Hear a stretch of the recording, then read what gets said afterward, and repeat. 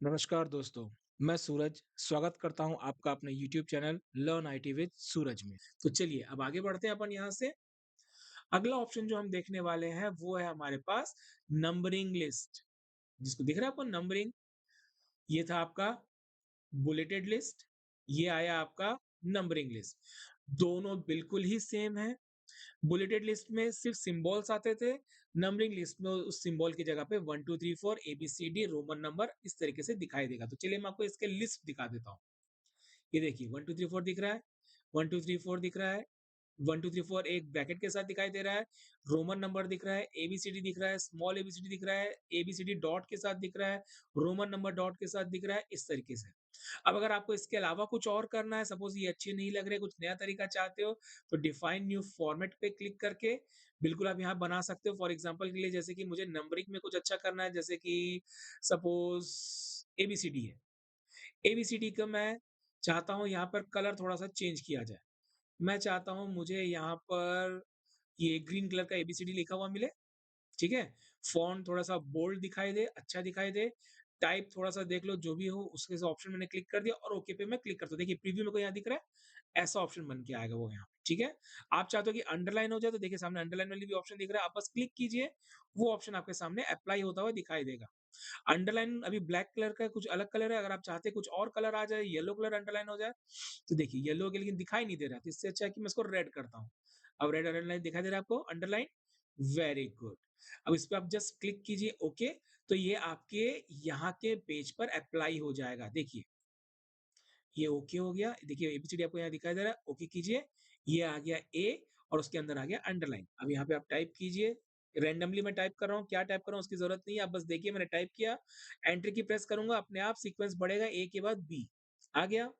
फिर मैंने कुछ टाइप किया, अगेन सी, फिर मैंने कुछ रैंडमली चीज़ें टाइप की, लिस्ट मेरी बनती जा रही है डी। ये ऑप्शन समझ में आ गया आपको? अगेन इसमें भी वही सब चीज़ें हैं, क्या-क्या चीज़ें हैं? जैसे कि आपको लेवल बदलना है, जैसा अपने अपन ने किसमें देखा था अभी बुलेटेड में देखा था। बस यहाँ ऑप्शन पे आइए, किस लेवल पे जाना है? बाय डिफ़ॉल्ट अभी फर्स्ट लेवल पे आप हैं, उसके अंदर किस पे जाना है और अंदर किस पे जाना है, 1 बाय 1 ही जा सकते हैं एक-एक करके। आप डायरेक्टली 3, 4, 7 में नहीं आ सकते, ठीक है? 1 के बाद आप सेकंड इसमें ही आएँगे, ठीक? सपोज़ मैं इस पे क्लिक करता हूँ, देखिए लेवल बदल गया मेरा यहाँ से। अब जो मैं टाइप करूँगा, वो इस लिस्ट के अंदर होगा, ठीक है? क्या कोई चीज़ समझ में आ रही है? Very good. अब सपोज़ कीजिए मुझे लेवल वापस इसके अंदर एक और लेवल लेके आना है, तो मैं क्या करूँगा? एंटर की प्रेस करते हैं, लेवल पे चलते हैं, एक लेवल और आगे बढ़ जाते हैं, लीजिए थर्ड लेवल पे आ जाते हैं, लीजिए थर्ड लेवल शुरू हो गया यहाँ पे। इस तरीके से हम आगे बढ़ सकते हैं। आई होप आपको समझ में आ रहा है ये वाली ऑप्शन, ठीक है? अब सपोज़ कीजिए मुझे एकदम से फर्स्ट लेवल पे आना है, मैंने आपसे कहा था, आप ऑप्शन पे आइए, एंटर की पहले प्रेस कर दीजिए, आप अपने लिस्ट ऑप्शन पे आइए, यहाँ पे चेंज लेवल पे जाइए और सीधा 1 पे चले जाइए। देखिए, अब सीधा ए, बी, सी के बाद डायरेक्ट डी शुरू हो गया। तो ये सारे मैनेजमेंट एमएस वर्ड खुद ही करता है, आपको इसकी चिंता करने की कोई ज़रूरत नहीं है। आपको सिर्फ लेवल बताना है कि कौन से जाना है, प्रीवियस में जाना है, उसके प्रीवियस में जाना है या एकदम बिगिनिंग में जाना है। उस तरीके से आप जैसे ही इसको एक्सप्लेन करते हैं, वो अपना काम करना शुरू कर देता है। ठीक है? तो ये ऑप्शन आपको बुलेटेड में भी था, ये ऑप्शन आपको नंबरिंग में भी था और यही सेम ऑप्शन आपको यहाँ मिलता है। ये देखिए। ये दिख रहा है? मल्टी लेवल लिस्ट ये वही सेम चीज़ है जो मैं आपको उस समय बता रहा था, मल्टी लेवल लिस्ट के बारे में। ऑप्शन क्लियर हो गया आपका ऑप्शन? तो ये सारी चीज़ें भी बिल्कुल वैसे ही काम करती हैं, तो आप अपने हिसाब से इसको यूज़ करके देखिएगा। ये ऑप्शन मैं आपकी प्रैक्टिस के लिए छोड़ रहा हूँ। आप इस पे खुद ही यूज़ करके देखेंगे और अगर नहीं आएगा तो मुझे आप कमेंट करेंगे, मैं आपको अपने अगले वीडियो में इसको ज़रूर बताऊँगा। ठीक है? चलिए हम अपने नेक्स्ट ऑप्शन में आगे बढ़ते हैं यहाँ से। सबसे पहले इसकी फॉर्मेटिंग थोड़ी-सी क्लियर कर लेते हैं। सपोज़ मुझे यहाँ से सिलेक्शन चाहिए, ये मैंने ऑल फॉर्मेट क्लियर कर दिया, ये मेरे पास ऑप्शन कुछ बने हुए दिख रहे हैं, ठीक है? अब देखिए ध्यान से, ये होता है आपका डिक्रीज़ इंडेंट। डिक्रीज़ इंडेंट क्या होता है? जहाँ पर आपकी लिखी हुई चीज़ों को हम इस साइड लेके आते हैं, लेफ्ट साइड। मेरा एरो जिस तरफ मूव कर रहा है, ये कहलाता है लेफ्ट साइड, लेफ्ट मार्जिन, ठीक है? अगर आपको इस तरफ लेके आना है, तो आप लोग डिक्रीज़ इंडेंट यूज़ करते हो। अगर आपको इसको राइट साइड लेके जाना है, इस तरफ, दिख रहा है ये वाला इलाका जहाँ पे मेरा ये कर्सर ये मेरा आई बीम जा रहा है? इस तरफ अगर लेके जाना है तो मैं करता हूँ इंक्रीज इंडेंट, ठीक? तो चलिए मैं आपको करके दिखाता हूँ। ये मैंने स्टार्टिंग पे क्लिक किया, मेरा कर्सर आ गया। अब मैं जाके इंक्रीज इंडेंट करता हूँ। तो देखिए, ये आगे खसक रहा है, इसको बोलते हैं इंक्रीज इंडेंट। वही अगर मुझे रिवर्स करना है तो this is called decrease indent. Logic समझ में आ गया? तो इंक्रीज इंडेंट, डिक्रीज इंडेंट यही होता है ऑप्शन, इसके अलावा और कुछ अवेलेबल नहीं है। अब बात आती है ए टू जेड की, जिसको मैंने कहा था सॉर्टिंग। सॉर्टिंग मतलब असेंडिंग ऑर्डर, डिसेंडिंग ऑर्डर, ठीक है? इसको मैं आपको समझाता हूँ, लेकिन उसके पहले मैं आपको थोड़ा-सा ये ऑप्शन दिखा देता हूँ पहले। ये देखिए शो एंड हाइड, मैंने आपसे कहा था स्पेशल टाइप के हमारे पास कैरेक्टर होते हैं जो नॉर्मली आपको दिखाई नहीं देते, लेकिन वो आपके टाइपिंग में अवेलेबल होते हैं। लेकिन वो कौन से होते हैं कैरेक्टर? वो होते हैं हिडन कैरेक्टर्स, ठीक है? जो जिनको हम लोग एक और टेक्निकल वर्ड बोलते हैं, जिसको बोलते हैं नॉन प्रिंटिंग कैरेक्टर्स, ठीक? अब वो कैसे होते हैं? देखिए मैं जैसे ही इस पे क्लिक करूँगा, तो यहाँ जितने भी नॉन प्रिंटिंग कैरेक्टर्स या हिडन कैरेक्टर्स हैं, वो आपको दिखने लगेंगे। देखिए मैं क्लिक करके दिखाता हूँ आपको, कुछ चेंजेस नज़र आया आपको? यस। देखिए बीच-बीच में आपको डॉट दिख रहा होगा और इधर पे आपको ये सिंबल दिख रहा होगा। ये जो डॉट है इसको बोलते हैं ब्लैंक स्पेस, और जहाँ पे ये सिंबल दिख रहे होते हैं इसको बोलते हैं एंटर की, ठीक है? तो इस तरीके से जहाँ-जहाँ पे भी ब्लैंक स्पेस होंगे वहाँ-वहाँ डॉट्स आने आएगा। जैसे मैं आपको करके दिखाता हूँ। ये कर्सर मैंने यहाँ पे क्लिक किया, मैं अभी यहाँ पे ब्लैंक स्पेस देता हूँ अपने बैक स्पेस की हेल्प से, ठीक है? ये मैंने क्लिक किया, देखिए जितना बार मैं प्रेस कर रहा हूँ बटन, उतनी बार वो दूर होते जा रहा है और ब्लैंक स्पेस उसमें ऐड होते जा रहा है, और ब्लैंक स्पेस दिख कैसे रहा है वो? डॉट की वजह से। अब आप बोलेंगे डॉट तो मुझे दिखाई दे रहा है, आप बोलेंगे कि ये तो नॉन प्रिंटिंग कैरेक्टर था। जी हाँ, बिल्कुल, क्योंकि प्रिंट के टाइम पे भी ये आपका प्रिंट आउट नहीं आएगा, ये सिर्फ़ आपको दिखाने के लिए है। अब अगर इन सिम्बल्स को मुझे बंद करना है तो अगेन इस बटन पे क्लिक कर दीजिए, तो ये सारे सिम्बल जो हिडन सिम्बल्स हैं ये गायब हो जाएँगे। देखिए, मेरा ब्लैंक स्पेस है यहाँ पर, मैं क्लिक कर रहा हूँ, मैं आगे बढ़ रहा हूँ, ब्लैंक स्पेस दिख रहा है मेरा, राइट। लेकिन शो नहीं हो रहा है, तो हमारे लिए वो ब्लैंक स्पेस था। लेकिन अगर मैं चाहता हूँ देखना है, तो मैं इस पे क्लिक करूँगा, तो कितने ब्लैंक स्पेसेस हैं मैं काउंट कर सकता हूँ यहाँ से।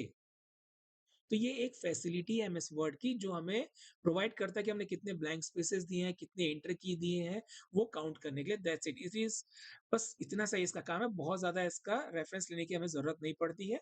ठीक? अब हम आगे बढ़ते हैं, इसको फिलहाल ऑफ कर देते हैं यहाँ से। ओके। अब मैं यहाँ पर सबसे पहले इन सारे टेक्स्ट को कंट्रोल लेकर के सिलेक्ट करता हूँ, डिलीट कर देता हूँ, ठीक? अब मुझे आपको जो ऑप्शन दिखाना है वो है आपका सॉर्ट। सॉर्ट के लिए मैंने आपसे कहा था कि मैं इसको असेंडिंग या डिसेंडिंग में सेट कर सकता हूँ, किसी भी लिस्ट को या किसी भी ऑप्शन को। तो इसका बेस्ट वे ये होगा कि मैं आपको पहले एक लिस्ट बना के दिखाऊँ। तो सपोज़ एक काम करता हूँ, मैं आपको एक पहले छोटा-सा टेबल बना के दिखाता हूँ। टेबल क्या होता है देखिए मैं आपको समझाता हूँ। ये मैंने इंसर्ट की किया। मैं आपको इसका पूरा प्रैक्टिकल बताऊँगा जब मैं इस टैब पर आऊँगा, इंसर्ट टैब पे जब आऊँगा। फिलहाल इसका सिर्फ़ एक छोटा-सा एग्ज़ाम्पल देख लीजिए कि मैंने यहाँ पे टेबल बनाया। 2 कॉलम है और रोज़ कितनी है? सपोज़ यहाँ पर रोज़ है 1, 2, 3, 4, 5 और 6। ये मैंने क्लिक कर दिया। देखिए 1, 2, 3, 4, 5, 6 मेरे क्या हो गए? रोज़ हो गए, और कॉलम कितने हो गए? 1 कॉलम एंड 2 कॉलम, ठीक है? अब मैं यहाँ पर रैंडमली पहले कुछ नंबर दे देता हूँ। जैसे मैंने यहाँ दे दिया 2, फिर मैंने यहाँ पर दे दिया 6, फिर मैंने यहाँ पर दे दिया 5, फिर मैंने यहाँ पर दे दिया 3, फिर मैंने यहाँ पर दे दिया 4, और यहाँ पर मैंने दे दिया 1। सपोज़ ये लिस्ट लिखी हुई है, ठीक? और इसी के सामने में मैं एबीसीडी भी लिख देता हूँ ताकि समझने में आसानी हो। ए के सामने मैं 1 के सामने लिखता हूँ ए, ठीक? 2 के सामने मैं लिखूँगा बी, 3 के सामने मैं लिखूँगा सी, 4 के सामने मैं लिखूँगा डी, और 5 के सामने लिखूँगा ई, और 6 के सामने लिखूँगा मैं एफ। अब आप बताइए यहाँ पर कोई भी चीज़ सीक्वेंस में दिख रही है आपको? नहीं। लेकिन मैं इसको सीक्वेंस में लाना चाहता हूँ। तो अगेन याद कीजिए, पहले में जाते हैं होम टैब में हम। अब देखिए हमारे पास ये ऑप्शन दिख रहा है ये वाला। इसको अप्लाई करने के लिए अप्लाई किस पे करना है? इन डेटा पे अप्लाई करना है, तो मैं इस पे करूँगा इसको सिलेक्ट। ये मैंने सिलेक्ट कर दिया। अब मैं यहाँ पर आके क्लिक करूँगा तो देखिए मुझसे वो क्या पूछेगा? वो बोल रहा है सॉर्ट करना है। किसको सॉर्ट करना है? बी को? नहीं, मैं इस पे क्लिक करूँगा, मुझे दिखाई देगा कॉलम 1, कॉलम 2। कॉलम नंबर 1 क्या हो गया? ये पूरा का पूरा कॉलम 1, ये पूरा का पूरा कॉलम 2, ठीक? तो मैं कॉलम 1 को ले रहा हूँ, और यहाँ पर देखो बाय डिफ़ॉल्ट उसने खुद ही बोल दिया कि यहाँ पर क्या है? नंबरिंग अवेलेबल है, और डिसेंडिंग ऑर्डर बाय डिफ़ॉल्ट दिखाई दे रहा है। मैं चाहता हूँ ये असेंडिंग में हो जाए, तो मैं इस पे क्लिक करता हूँ, ये दिख रहा है ये ऑप्शन असेंडिंग। ये असेंडिंग पे सेट हो गया। अब ध्यान रखिएगा जब मैं इसको असेंडिंग करूँगा तो मेरा जो डेटा है वो 1, 2, 3, 4 ऐसे सीक्वेंस में आ जाएगा, और 1 के सामने जो लिखा हुआ है ए, ये भी इसके साथ ही अपने सीक्वेंस को बदलेगा। मतलब ये कहीं ऊपर-नीचे नहीं हो जाएँगे, ये आपस में साथ में जोड़ी बनाकर ही चलते हैं, ठीक है? तो ध्यान रखिएगा ये कैसे होता है, 1 के सामने ए ही होगा, 2 के सामने बी ही होगा, 3 के सामने सी होगा, और सो ऑन। लेकिन कैसा होगा सीक्वेंस में और किसके बेस पर? इस नंबरिंग के सीक्वेंस के बेस पर। ठीक? तो इसको करके देखते हैं। मैं जैसे ही ओके पे क्लिक करता हूँ, ध्यान दीजिए यहाँ पर ये मैंने कर दिया ओके। देखिए सीक्वेंस मेरा 1, 2, 3, 4, 5, 6।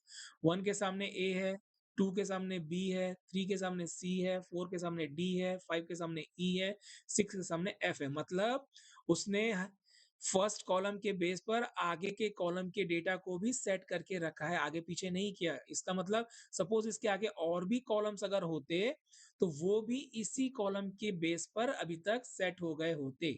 ठीक है? इसको बोलते हैं ascending descending with the help of sort option. क्या आपको ये समझ में आ गया? आई होप आपको समझ में आ ही गया होगा, बहुत अच्छे से हमने समझाया इस चीज़ को।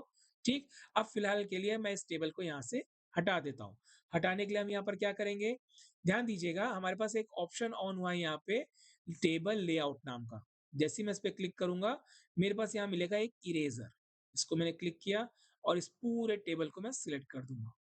जैसे ही सिलेक्ट करके छोड़ूँगा इसको, अपने माउस के लेफ्ट बटन को मैं रिलीज़ करूँगा, देखिए टेबल डिलीट हो जाएगा विद डेटा।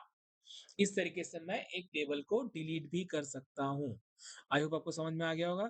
तो दोस्तों, आज की वीडियो में बस इतना ही। मिलते हैं आपसे अपने अगले नए वीडियो में। तब तक के लिए हमारे चैनल को लाइक करें, अपने दोस्तों के साथ शेयर करें और सब्सक्राइब ज़रूर करें। साथ ही बेल आइकन को क्लिक कर दें ताकि हमारी हर नई वीडियो की नोटिफ़िकेशन आप तक जल्द से जल्द पहुँचे। और आज के टॉपिक से रिलेटेड अगर आपका कोई भी डाउट हो, तो आप हमें कमेंट कर सकते हैं। Thanks for watching my channel, Learn IT with Suraj.